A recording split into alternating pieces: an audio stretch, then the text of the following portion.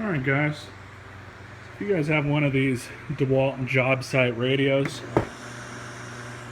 and it's acting like this, when you go to use your tuner, and you guys can see me moving it,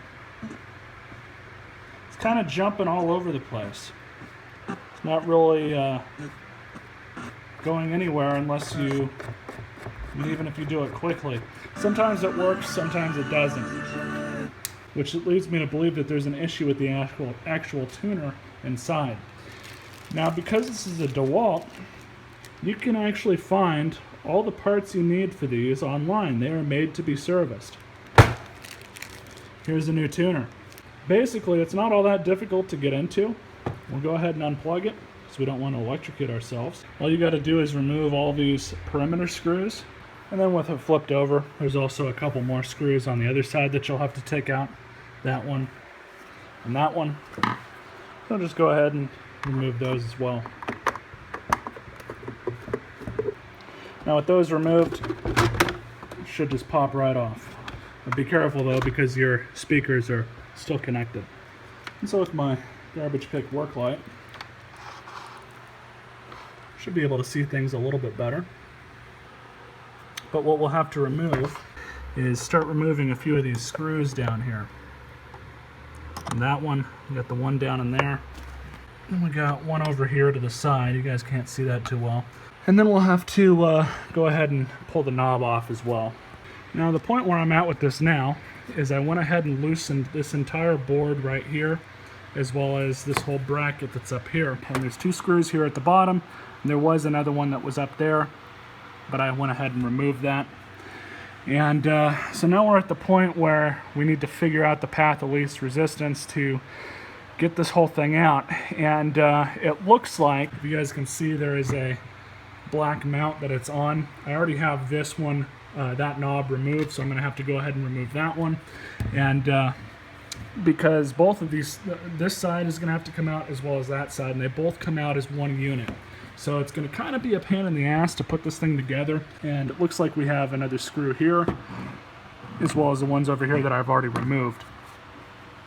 So with this being as lucid as it is, I might have enough room here just to peel it back, because it feels like there is something back there that's still attaching this thing to the back of the case here. Now I don't know if that's just glue or if it actually is attached physically, but I've tried peeling it a little bit, and I got some of the glue to come off down here, and I got it to separate, but I can't get it to separate anymore up here. And I don't see any other areas where it should be attached. So anyways, we'll go ahead now and start removing these screws out of the perimeter of the tuning face here. And so the last piece here is to go ahead and remove the power knob itself. And with a little bit of finesse and two hands, that came off. So throw that aside over there. Let's see just where we're going to be at with this thing. Looks like I'm going to have to move this away to get it out. It's kind of going to be a pain, boys.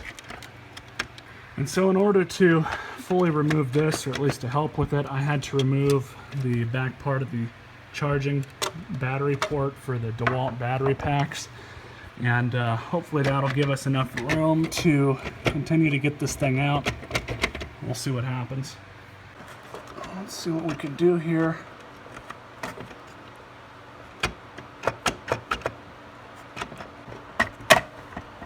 Now, I don't know if you guys saw that or not, but I actually had to peel up this side in order to get the power knob out.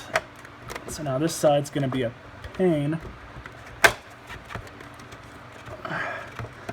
Sounds bad, worse than it is. And so with a lot of patience and a good amount of finesse, I finally removed the top part of this.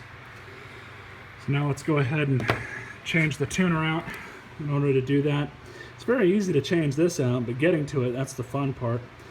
You know, in order to change this out, you have two screws and then the harness to remove. And so as I said earlier, that's how simple it is to remove, just the two screws and a little wire harness, and it comes right out. So here's the new one. Paid, I think, $12.50 for this one off of eBay, and as far as I know, it is new. So let's go ahead and throw it in. And so let's see if it works. Just reinstalled the speakers. Turn it on.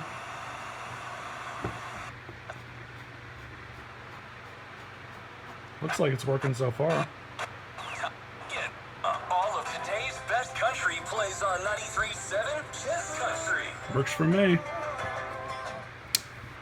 That's good to know. Now I can just go ahead and throw it all back together. You guys don't really need to see that. It's just the reverse of the process that it took to take it all apart.